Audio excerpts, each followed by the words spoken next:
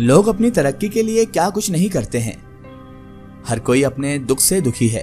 कोई नौकरी ना मिलने के कारण दुखी है तो किसी को अपने घर परिवार की चिंता है।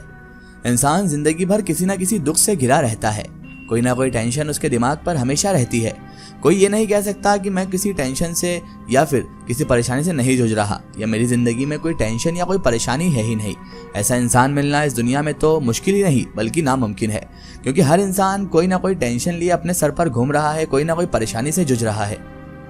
जब इंसान किसी दुख से दुखी होता है तो उससे वापस निकलने का रास्ता भी खोजता है, चाहे वो रास्ता सही हो या गलत।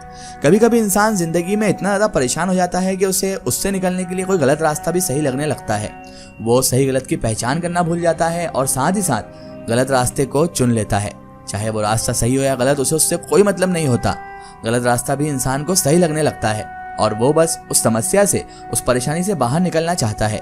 यही उसका मकसद होता है और यही उसका मोटिव, कि बस वो किसी भी तरह इस परेशानी से बाहर निकल जाए, चाहे उसके लिए उसे कुछ भी करना हो।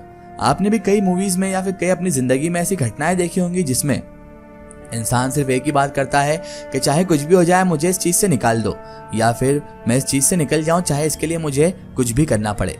ये वही सिचुएशन होती है जब इंसान सही गलत का फर्क भूल जाता है। पर जब कोई इसी में बहुत दूर तक निकल जाता है, जब वापस आ पाना मुमकिन ही नहीं नामुमकिन हो जाता है, तो इंसान को सिर्फ और सिर्फ पछतावा ही हाथ लगता है। वो पछताता है कि काश मैं इस रास्ते पर ना आता। दुनिया में बहुत से लोग अपनी तरक्की के लिए जादू टोने का सहारा लेते हैं। कई लोग अपनी तरक्की के लिए जादू टोना भी करवाते हैं, तो कई लोग दूसरों की तरक्की से जलकर उनके ऊपर भी जादू टोना करवा देते हैं, जो बिल्कुल गलत है। जादू टोना ये सब सिर्फ कहानियों में ही अच्छे लगते हैं, वास्तविक जिंदगी से इसका कोई संबंध नहीं होता है। जादू टोने के चक्कर में एक बार कोई फंस जाता है तो फंसता ही चला जाता है। आज मैं आपको एक ऐसी कहानी सुनाने जा रहा हूं जो बंगाल के काले जादू पर बेस्ड है, बंगाल के काले जादू पर आधारित है। ऐसे तो लोग अक्सर जादू टोने की कहानी सुनते हैं, पर एक हकीकत घटना मेरे दोस्त के साथ घट गई। जादू टोने का हकीकत बात बहुत पहले की है। उस वक्त हम सभी कॉलेज में पढ़ते थे। घर से हम सब गरीब थे, जरा किसी के पास पैसा कौड़ी नहीं था। सरकारी स्कूल में पढ़ाई किए और किसी तरह कॉलेज तक हम गिरते पड़ते पहुंच गए। पर घर की स्थिति ऐसी नहीं थी कि और आगे तक पढ़ सकूं। पर घर वालों की ख्वाहिश थी कि मेरा बेटा कॉलेज में पढ़े, पढ़ लिख कर कोई अच्छी नौकरी पकड़ ले, जिससे घर की आर्थिक तंगी खत्म हो सके और घर के हालात सुधर सके। मैं अपने दोस्त के साथ एक जगह पर पढ़ाई करता था और साथ में सरकारी नौकरी की तैयारी भी कर रहा था। वो जगह मेरे दोस्त का घर था। वहाँ का शांत माहौल हमें बहुत अच्छा लगता था। जहाँ कहीं भी सरकारी नौकरी का आवेदन निकलता हम उसे जरूर भरते, उस जगह पर एग्जाम देने भी जाते। इसी तरह एक बार कलकत्ता रेलवे का फॉर्म निकला, हमने उसे भरा और परीक्षा देने भी चले गए। पहले के जमाने में कहा जाता था कि जो भी बंगाल जाता है उस पर जादू टोना का असर हो जाता है। लोग कहते हैं कि बंगाल में काला जादू चलता है, वहाँ के लोग काला जादू जानते हैं। हम भी बंगाल रेलवे का एग्जाम देने के लिए पहुंचे थे। हम कलकत्ता पहुंचे और एग्जाम देकर वापस आने लगे। जब ट्रेन पर बैठे तो एक किताब वाला आया, अपने हाथ में बहुत सी किताब लिए हुए था। किताब बेचने वाला जोर जोर से बोल रहा था कि यह है बंगाल के काले जादू की किताब, इस किताब से हर किसी का कष्ट दूर हो जाएगा। ये बहुत ही चमत्कारी किताब है, बंगाल के काले जादू की किताब। अगर किसी को कोई दुख है तो इसमें दिए गए मंत्रों को सिद्ध करे। इसमें नौकरी पाने का भी तरीका दिया हुआ है, बस मंत्र का जाप करना है। बंगाल का काला जादू की किताब, किस्मत बदलने वाली किताब, सस्ते में बिक रही है, जल्दी से आकर ले लो। उसके बोलवचन इतने ज्यादा हार्ड थे और वो ऐसी ऐसी बातें कर रहा था कि कोई भी इंसान उसके लालच में आ ही जाए। अब आप ही बताइए कि कौन नहीं चाहता कि उसकी जिंदगी से समस्याएं खत्म हो जाए, कौन नहीं चाहता कि उसकी जिंदगी में खुशियां आ जाए, कौन नहीं चाहता कि उसे अच्छी नौकरी मिल जाए, कौन नहीं चाहता कि वो धनवान हो जाए। हर इंसान की ख्वाहिश यही होती है और ये इंसान की फितरत भी होती है कि वो सब चीजें अच्छी चाहता है। और जब उसे कोई ऐसी किताब मिल जाए जिसमें सब चीजें हासिल करने की मंत्र जाप लिखे हों तो कौन उसे नहीं खरीदेगा। मैं अपने दोस्त के साथ ट्रेन में बैठा हुआ था। बहुत से लोग बंगाल के काले जादू की किताब खरीद रहे थे। मुझे उसमें कोई रुचि नहीं दिखी। मैं चुपचाप अपनी जगह पर बैठा हुआ था। तभी मेरा दोस्त उस किताब वाले से किताब का दाम पूछने लगा और कहने लगा, भैया कितने की किताब है, मुझे भी चाहिए। और क्या तुम जो बातें बता रहे हो वो सब सच है? क्या इसमें ऐसी चीजें लिखी हुई है जिससे ये सब हासिल किया जा सकता है? अब आप बताइए कोई अपने बिजनेस की बुराई क्यों करेगा? उसने कहा, हाँ हाँ, इसमें सब चीजें लिखी हुई है और ये बिल्कुल सस्ती किताब है। तुम इससे हर परेशानी दूर कर सकते हो, तुम्हारी हर ख्वाहिश पूरी कर सकते हो। मेरा दोस्त उस किताब बेचने वाले की बातों में आ गया और किताब का दाम पूछकर उसने किताब खरीद ली। वो किताब को पढ़ने लगा। मैंने जब अपने दोस्त को किताब खरीदते हुए देखा तो पहले तो मैं मुस्कुराया और मुझे हंसी आई उस पर, लेकिन बाद में मैंने सोचा कि क्यों ना इसे पढ़कर देखा जाए। मैंने अपने दोस्त से बोला कि तैयार, थोड़ा किताब दिखाना, बंगाल के काले जादू की किताब कैसी होती है। मैं अपने दोस्त से किताब लेकर पढ़ने लगा। अभी थोड़ा पढ़ा ही था कि मुझे उसमें लिखा हुआ समाधान बेकार लगा। मैं अपने दोस्त को किताब वापस दे दिया और उससे बोला कि तुम ये किताब बेकार में खरीदे हो।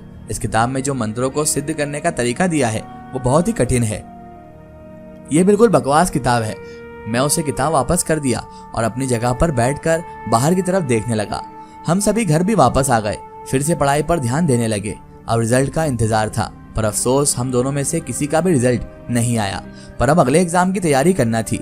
वो अपने घर में तैयारी करता तो मैं अपने घर में। एक दिन मुझे पता चला कि मेरा वो दोस्त पागल हो गया है जो मेरे साथ एग्जाम देने गया था। मैं उसे देखने के लिए उसके घर चला गया। जब उसके घर पहुंचा तो देखा कि सच में मेरा दोस्त पागलों जैसी हरकतें कर रहा है और वो मेंटली डिस्टर्ब होकर पागल हो चुका है। उसके माता पिता से मिला, उन्होंने भी बताया कि नहीं पता कैसे वो अपना दिमागी संतुलन खो चुका है। उसके घर वाले बहुत ही परेशान थे। किसी को कुछ भी समझ में नहीं आ रहा था कि वो पागल कैसे हो गया। यहाँ तक कि मेरे भी समझ में नहीं आ रहा था कि वो पागल कैसे हो गया। पर जब मैं उसके माँ पिता से बात किया तो उसके माँ पिता बोले कि हमेशा वो न जाने कौन सी मंत्र बोलता रहता था। कभी कभी कोई मंत्र बोलता रहता है तो कभी कोई जाप करता रहता था। हमारे तो कुछ भी समझ में नहीं आ रहा है। मैं भी सोच में पड़ गया कि ये कौन सी मंत्रों का उच्चारण करता है। तभी मेरे दिमाग में आया कि जब वो बंगाल के काले जादू की किताब खरीदा था तो उस किताब में भी बहुत से मंत्र दिए हुए थे। कहीं ये जो मंत्र बड़बड़ाता है वो बंगाल के काले जादू की किताब के मंत्र तो नहीं है। मैं उसके पिताजी से बोला कि चाचा जी, इसकी किताब सब कहाँ है? इसकी जो किताबें थी वो सब कहाँ है? चलकर देखा जाए, कहीं इसका पागलपन का राज वहीं तो नहीं है। मैं उसके पिताजी के साथ उसकी किताब के पास पहुंच गया जहाँ पर बहुत सारी किताबें रखी हुई थी। जब किताब हटाकर देखा तो देखता हूँ कि बंगाल के काले जादू की किताब वहीं थी। मैं उस किताब को खोलकर देखा जिसमें एक जगह लिखा हुआ था सरकारी नौकरी पाने का आसान तरीका। उसमें एक मंत्र दिया हुआ था और उसे सिद्ध करने का तरीका भी दिया हुआ था, पर उसे सिद्ध करने का जो तरीका दिया हुआ था वो हर किसी के बस की बात नहीं थी। मैंने वो मंत्र पढ़कर उसके पिता को सुनाया। जब उसके पिता मंत्र सुनने तो बोले कि हाँ, यही मंत्र बेटा, मेरा बेटा भी बोलता रहता है और यही मंत्र वो बड़बड़ाता रहता था। अब मेरे भी समझ में आ गया कि वो पागल कैसे हुआ है।